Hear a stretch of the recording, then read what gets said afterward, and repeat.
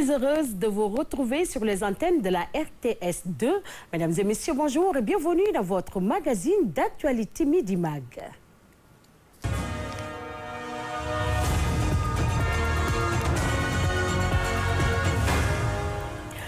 Au sommaire de l'actualité de ce lundi 25 novembre, la COP 29 à Bakou, la capitale d'Azerbaïdjan. Les points forts de cette négociation, le fonds climat passe de 100 milliards de dollars à 300 milliards de dollars.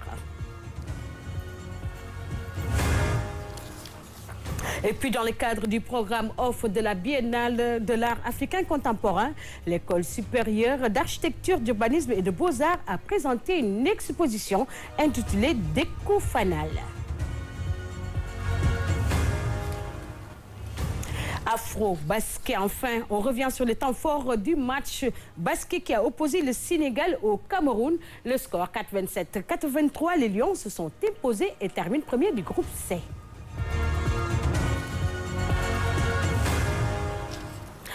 Je vous le disais tantôt dans le sommaire COP 29 à Bakou, la capitale d'Azerbaïdjan.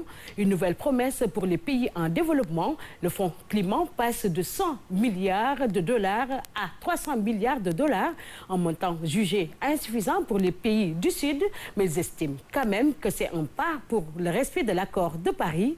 Le ministre de l'Environnement, le professeur Dardongom, est largement revenu sur les résultats de cette COP. Nous y reviendrons avec Ibrahima Pabi et nous l'écoutons. Il y a des points d'accord.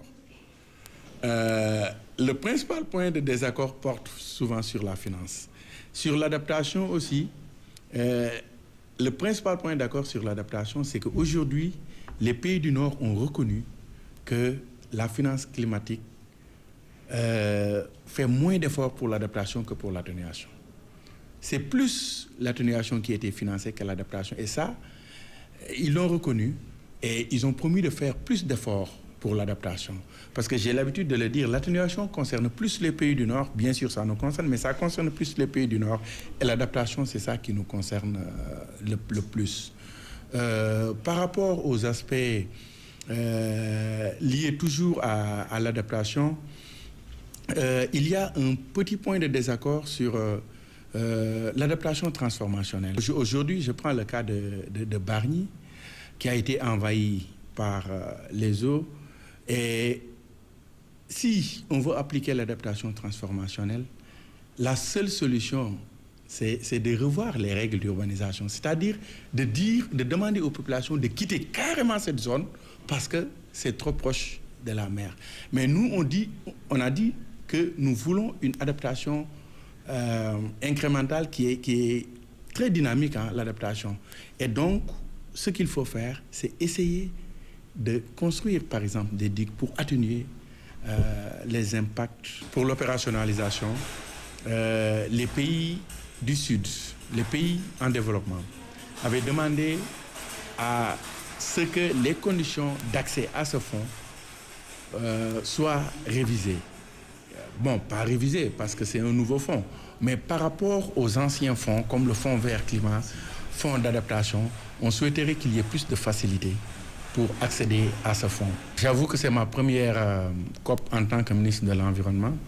J'ai eu à participer à une COP avant, mais la participation du Sénégal me paraît très, très satisfaisante. Parce que je l'ai dit tantôt, hein, le Sénégal est vu comme un pays leader en Afrique de l'Ouest sur tout ce qui concerne le climat. À noter aussi que les négociations, un point fort de ces négociations a été aussi l'adoption de l'article 6 de l'accord de Paris. Parlons à présent de la Biennale de l'art africain contemporain avec l'École supérieure d'architecture, d'urbanisme et des beaux-arts qui a présenté une belle exposition intitulée Déco Fanal où on allie l'art et l'architecture. C'est un reportage signé Djariba Sissessa.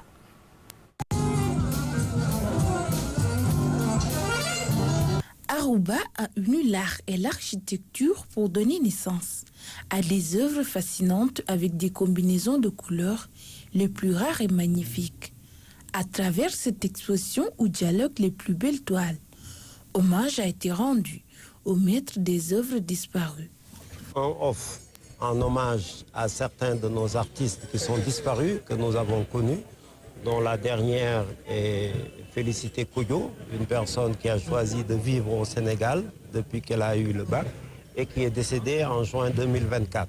Auparavant, nous avions des grands noms qui sont partis, des gens comme Souleymane Keïta, comme Amadou Sow, qui a fait le logo de la Biennale, qui est parti. Tous ces gens ont contribué de manière très forte à l'émergence de l'art et nous, en ce qui nous concerne, à l'émergence de l'art appliqué. Cette initiative de Arouba vient renforcer la relation étroite entre l'art et l'architecture. Nous initions d'abord les étudiants qui sont là à la composition artistique de notre métier, mais aussi nous essayons de promouvoir des architectes vivants qui sont de grands talents, comme Serge Correa, comme Thialis Ley, comme Soli Cissé. Et c'est pour ça que nous avons une communion que nous faisons avec le monde des arts, donc la Biennale de Dakar, puisque nous pensons que l'art et l'architecture sont très liés. Au-delà de rendre hommage à ces artistes disparus, l'école a voulu mettre l'accent sur la créativité, l'innovation et le façonnage des matériaux. Il s'agit de permettre aux étudiants de développer des compétences artistiques, techniques et pratiques appliquées à la conception architecturale et urbaine.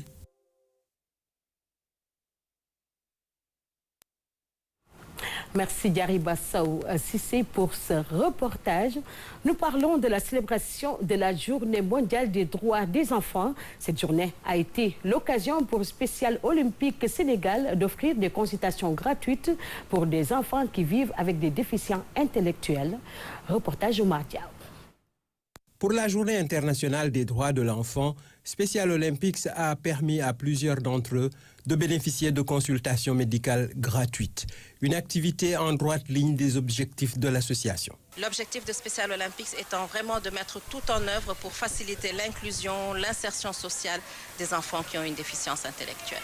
Les enfants présentant une déficience intellectuelle ont besoin de soins médicaux comme tous les autres, mais en plus, il est nécessaire de leur garantir un suivi psychosocial. Il faudra permettre à ces enfants d'avoir un bon accompagnement afin de bien s'insérer dans la société et de se sentir comme les autres dans la société. L'UNICEF est un des partenaires de longue date de Special Olympics. L'enfant n'est pas que l'enfant fille ou garçon, mais il y a aussi l'enfant vulnérable et l'enfant en situation de handicap. Et on remercie Special Olympics pour l'accompagnement. Autres partenaires qui se disent modestes, les éléments français au Sénégal qui ont un volet social dans leur mission. Cela fait maintenant plusieurs années que ce partenariat a été établi, donc nous pérennisons, nous poursuivons modestement bien entendu, mais nous le faisons parce que nous vivons parmi les Sénégalais et donc nous voulons contribuer, je dirais participer à la vie commune. La journée a été mise à profit pour récompenser des hommes et des femmes qui s'investissent quotidiennement avec cœur dans l'encadrement. Special Olympics honore ses partenaires qui se sont engagés à ses côtés dans l'amélioration de la santé de sa cible. Ces marques de reconnaissance sont allées droit au cœur des récipiendaires. Special Olympics a toujours été là pour nous les parents, surtout nous les mamans. La plupart des parents qui ont accompagné aujourd'hui leurs enfants sont des femmes. Une journée pleine consacrée à la santé de jeunes dont certains arrivent à des résultats sportifs satisfaisants à l'échelle internationale. Je suis parti à Berlin depuis 2023. J'ai amené 2 médailles d'or en équitation. Je suis très content. Quotidiennement, Special Olympics œuvre à l'amélioration des conditions d'existence d'enfants pour lesquels il faut juste une approche particulière.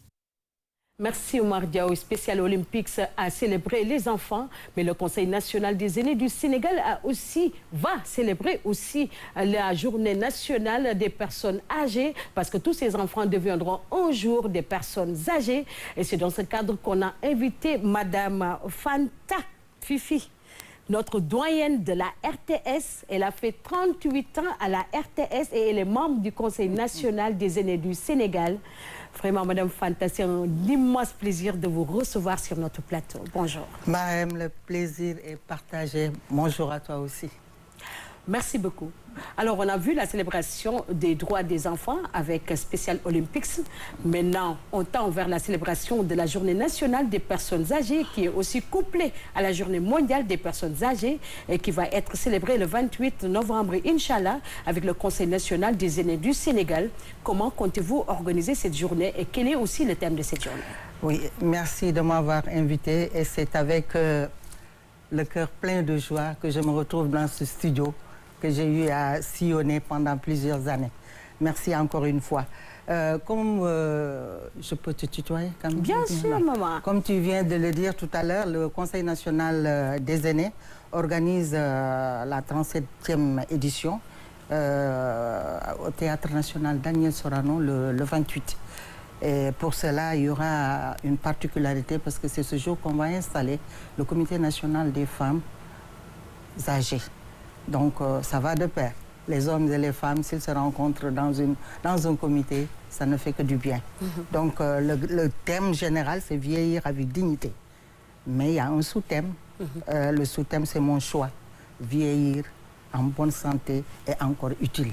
Alors, vieillir en bonne santé et encore utile, on a constaté qu'aussi au sein du Conseil national des aînés du Sénégal, il y a un concept qui se développe tout le temps, c'est le concept de bien vieillir. Comment est-ce que vous entendez ce concept? Oui, bien vieillir, c'est d'abord être bien entretenu par les membres de la famille. Parce que tant qu'on n'est pas bien entretenu dans la famille, on vieillit très mal. Donc, moi, je pense que il y a beaucoup d'intérêt et les enfants doivent tenir compte de la vieillesse de leurs parents. Parce qu'un jour viendra, eux aussi seront les vieux de leurs enfants. Donc, bien vieillir, c'est d'abord être en bonne santé, bien se nourrir, n'avoir pas de stress, être à l'aise dans la famille. Donc, moi, je crois qu'avec ça, la personne, elle vieillit bien et elle mourra bien. Alors, quelles sont les difficultés auxquelles sont confrontées les personnes âgées pour la plupart du temps? Les personnes âgées, en général, sont confrontées au stress. Après 30 ans, 28 ans, 15 ans de travail, rester à la maison, c'est très difficile. Mais, avec l'aide, encore une fois, le soutien de la famille, tout ira pour le mieux. Parce que rester seul, un homme ou une femme qui reste seul à la maison, les enfants sortent, les épouses sortent, c'est pas facile. C'est vrai, il y en a qui ont les moyens de se trouver quelqu'un pour entretenir leurs parents, mais c'est encore mieux pour les enfants de les entretenir. Donc la santé est primordiale dans la vieillesse. Alors justement, en parlant de cette santé qui est primordiale dans la vieillesse, on sait que pour la plupart du temps, dans les membres de la famille, il y a des gens qui s'occupent de ces personnes âgées qui sont malades ou qui ne le sont même pas. On les appelle pour la plupart du temps des aidants. Que doit être le rôle de ces aidants? Bon, les aidants doivent être attentifs. Les aidants doivent être tendres. Les aidants doivent être au service et aux petits soins de la personne âgée. Parce que quand une personne est âgée, elle devient un gros bébé. Donc il va falloir s'occuper d'elle, faire toutes ces petits, être à côté de lui, exercer ses petits besoins. Parce qu'un vieillard est toujours sur les nerfs. Petit quelque chose, il se sent abandonné. Et c'est ce qu'il ne faut pas du tout. Je pense que c'est le minimum qu'on doit à nos parents qui ont tout fait pour nous entretenir jusqu'à ce qu'on devienne ce qu'on est. Absolument. La vieillesse n'est pas un mal en soi. Quand on est, on grandit, on vieillit. Donc quand on vieillit, quand on a des personnes autour de soi qui vous apportent la joie de vivre, je crois que vous aurez encore une fois une très longue vie. Donc il faut penser à entretenir les personnes âgées. C'est très très important. Et s'occuper de leur santé. Et pour cette santé-là également, le Comité national des aînés a des activités qu'il mène avec des partenaires qui aident les vieilles personnes à s'occuper de leur santé, à faire du sport, à aller se dépister, parce qu'il y a beaucoup de maladies. L'hypertension, il y a le diabète, il y a tout des tas de choses qui sont des maladies de vieilles personnes. Donc normalement, si le comité a des partenaires, qui l'aident à s'occuper de ces vieilles personnes, je crois que tout le monde aura une très longue vie dans la retraite. On sait que aussi cette 37e édition de la Journée nationale des personnes âgées aussi va coïncider avec l'installation officielle de la commission, la présidente aussi de la commission féminine du Conseil national des aînés du Sénégal. Quel est le rôle de ces femmes dans le Conseil national des aînés du Sénégal? C'est le rôle qu'elle a eu à jouer dans la famille avant qu'elle ne soit vieux. Donc la présidente, Madame Aram Gueye, qui est la directrice générale de Cœur Aram à la SICAP Baobab, Angle Bourguiba, en est la présidente. Et elle sera installée avec les membres de son bureau ce jour-là, 28 novembre. C'est sous le haut patronage du président de la République, M. Bassirou Diomaye Diakhar Faye. Donc là, vraiment, je crois que ce sera une cérémonie très grandiose parce qu'une femme dans une maison est un tout. Une maison sans femme est une maison qui ne vit pas. Donc les personnes âgées, pourquoi je dis ça? Même les hommes qui sont âgés, c'est leurs femmes qui s'occupent d'eux. Sinon, c'est la catastrophe. Les enfants sont mariés, ils sont sortis. Si la femme ne s'occupe pas de son mari, je crois qu'elle n'aura pas une très longue vie. Donc nous avons une très grande place, un très très grand rôle à jouer dans la famille. Donc là vraiment j'exhorte mes sœurs qui sont en 3e âge, nous y sommes, et un jour vous y serez. Oui, donc vraiment c'est l'apport de ces femmes qui va booster les hommes à aller de l'avant et nous tendons la main à toutes les femmes du Sénégal qui ont de 59 à 100 ans de venir participer à ce comité parce que ce sera du bien pour non seulement la communauté, mais pour leur famille. Alors il faut le rappeler, pour la plupart du temps, dans les pays développés, on pensait que ce sont les pays développés qui détenaient le taux le plus important des personnes âgées. Mais la tendance est en train d'être renversée. Parce qu'au Sénégal, on a un taux de 5,97 et quelques. 1 million de personnes âgées au Sénégal, cela veut dire qu'il y a eu aussi des efforts qu'il faut faire pour accompagner ces personnes âgées. Oui, il y a des efforts à faire. Et nous sommes totalement différents des pays de l'Occident. Pourquoi? Parce que ces personnes âgées, en général, sont dans des foyers et leurs enfants ne viennent les voir que périodiquement. Alors que chez nous, en Afrique, plus précisément, la tradition est que les vieilles personnes doivent avoir une attention particulière de la part de leurs épouses, de la part de leurs enfants, de la part de leurs belles-filles, pour qu'ils vivent encore davantage. Mais on doit faire attention aussi, Maman Fanta, avec les appartements, parce que pour la plupart du temps, les enfants, les familles, là, les jeunes filles ne vivent plus dans des maisons familiales. Oui, mais c'est pas normal. Voilà.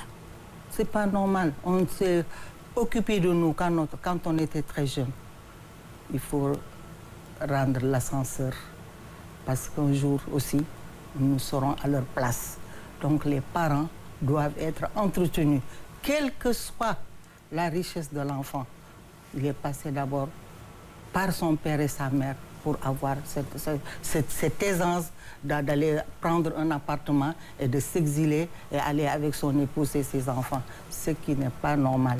Il faut être à côté des parents, même s'ils sont dans un appartement. Amenez vos parents avec vous. Si vous avez une maison, amenez vos parents avec vous et restez avec vous. Comme on le dit chez nous, si on n'est pas venu ensemble, on n'ira pas ensemble. Ce qui est sûr, les parents souhaitent devancer leurs enfants et les laisser grandir et vieillir que de laisser mourir leurs enfants et rester dans la misère. Donc je crois que les enfants ont ce droit-là, ce devoir absolument de s'occuper de leurs parents. Il y a aussi la baraka aussi qui nous permet aussi d'avoir, quand on entretient notre parent aussi. Ah, sûrement. C'est une monnaie qu'on va nous payer. Ah, ça c'est clair. Ne dit-on pas qu'un vieux assis voit ce qu'un enfant debout ne voit pas. Donc là, vraiment, je crois qu'on a un devoir. Moi, je dis que c'est un devoir.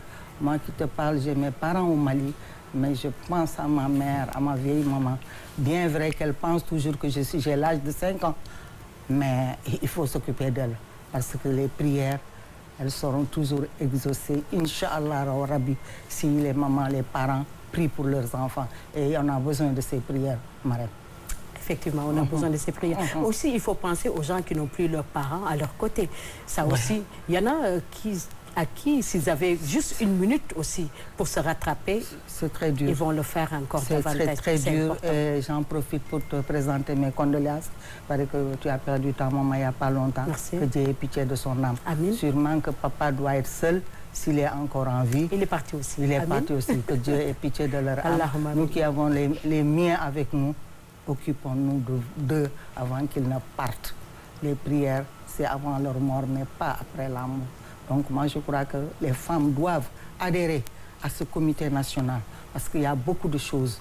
Les pathologies qui seront détectées pourront être traitées.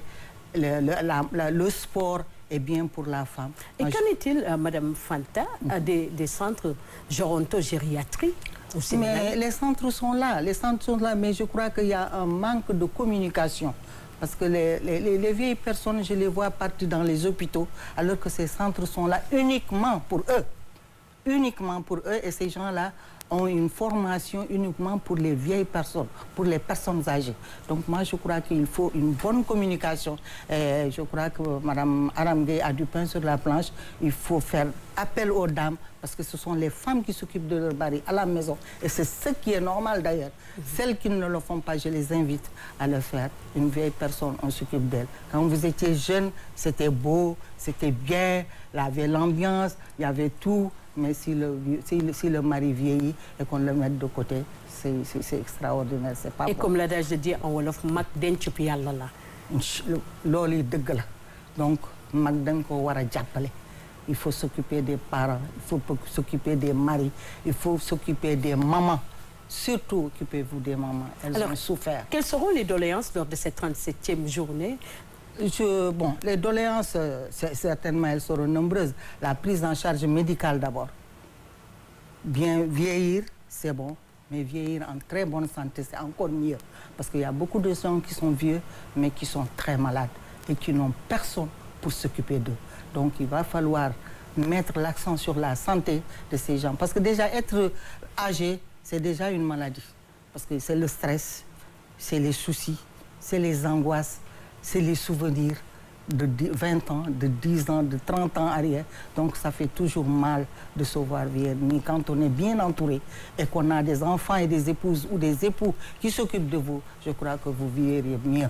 Je vous remercie, Madame Fanta. Et je donne rendez-vous, n'est-ce pas? Le mot de la fin, c'est demander, en tout cas, aux femmes d'aller voir l'assistante si elles veulent adhérer à ce comité. Toutes les femmes sont invitées. De 59 à 100 ans, encore une fois, je le dis. Rendez-vous le jeudi 28 à 15h au Théâtre National Daniel Sorano pour assister à la mise en place de ce comité national des femmes âgées. Donc je crois que toutes les femmes, comme moi, ils viendront en mars pour assister à cette cérémonie. En tout cas, merci pour l'invitation. Encore une fois, je suis sous le coup de l'émotion pour avoir passé une grande partie de ma vie dans ce bâtiment, dans ce studio et également à la RTS. Je vous dis merci et je vous souhaite une très longue vie. Vieillissez bien, occupez-vous de vos parents, bien qu'ils soient partis, mais vous avez leur prière. Sûrement que vous vous en êtes occupés avant qu'ils ne partent. Donc merci à vous, merci à tout le monde. Et je donne rendez-vous le 28 à 15h d'ici en face de la RTS au Théâtre National Daniel Sorano pour fêter le comité national des femmes qui sera installé au cours de cette journée nationale des personnes âgées. Merci beaucoup à vous, Madame Fanta. On vous dit Maman Fanta. C'était aussi un immense plaisir de vouloir partager aussi le plateau avec vous et aussi de nous entretenir sur la journée nationale des personnes âgées qui est couplée à la journée mondiale des personnes âgées et avec l'installation de la présidente de la commission des femmes du Conseil national des aînés du Sénégal.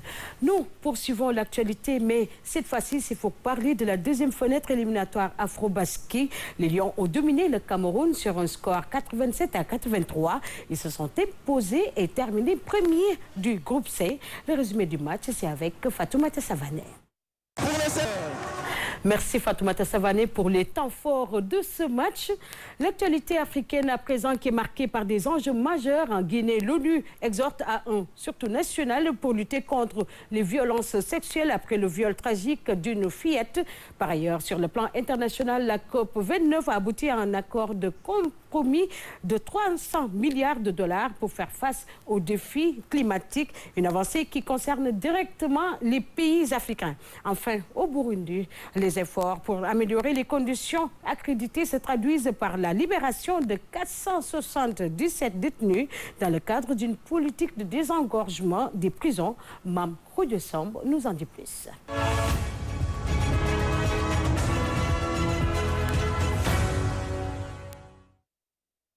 En Guinée, les Nations Unies ont exprimé une profonde indignation après le viol et le meurtre d'Aïchaba, une fillette de 8 ans retrouvée morte dans les toilettes de son école à Conakry. L'ONU a appelé à un sursaut national contre les violences sexuelles qui sont un fléau récurrent dans le pays. L'incident rappelle d'autres tragédies similaires comme le cas d'Aïssatou Tambassa l'année précédente. La Guinée fait face à une montée inquiétante des violences sexuelles avec une moyenne de 3 cas hebdomadaires à Conakry. Cependant, l'accès à la justice pour les victimes reste limitée. Environ 3 viols sont signalés chaque semaine à Conakry. Seuls 10% des affaires aboutissent et les auteurs condamnés ne purgent souvent pas leur peine. En 2021, un tiers des victimes de viols étaient des enfants de moins de 13 ans. L'ONU appelle à des sanctions concrètes pour lutter contre ce fléau. À l'occasion de la COP29 à Bakou, un accord a été atteint pour mobiliser 300 milliards de dollars par an d'ici 2035 afin d'aider les pays en développement à lutter contre le changement climatique, notamment pour leur transition énergétique et l'adaptation aux catastrophes climatiques. Toutefois, ce montant est bien inférieur aux 1300 milliards de dollars demandés par les nations les plus vulnérables. Bien que certains considèrent cet accord comme un début, il est perçu comme insuffisant et de nombreux critiques soulignent l'absence d'engagement fort des pays riches, en particulier concernant leur responsabilité historique dans la crise climatique. Au Burundi, 477 détenus de la prison de Muramvya ont été libérés dans le cadre d'une mesure de désengorgement des prisons décidée par le président Evariste Ndayishimiye. Cette mesure concerne les personnes incarcérées pour des délits mineurs et au total, 5442 détenus sur un total de 13 211 détenus, soit 41% de la population carcérale, seront libérés. Le président a précisé que cette grâce vise à offrir une opportunité de réinsertion et de contribution au développement du pays. L'Observatoire de lutte contre la corruption appelle également à des mesures pour encourager le retour des Burundais en exil.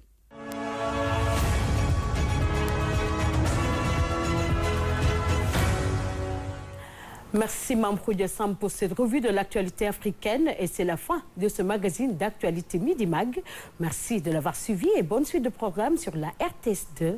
Merci à toute l'équipe technique aussi.